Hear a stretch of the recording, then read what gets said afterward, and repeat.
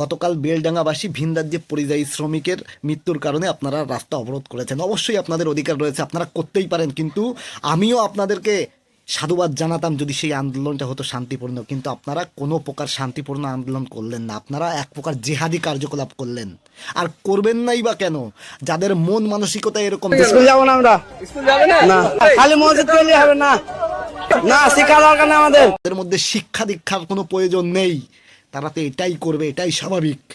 আপনারা একের পর এক ট্রেন অবরোধ করলেন, সেই ট্রেনে আপনারা পাথর ছুঁড়েছেন, আপনারা সাংবাদিককে রাস্তায় ফেলে, মহিলা সাংবাদিককে রাস্তায় ফেলে তার উপর অত্যাচার করেছেন, তাকে মারধর করেছেন। আপনারা যে অ্যাম্বুলেন্সে রুগী রয়েছে সেই অ্যাম্বুলেন্সকে আপনারা আটকে দিয়ে আপনারা বিক্ষোভ করেছেন। এটাই কি আপনাদের শান্তিপূর্ণ আন্দোলন?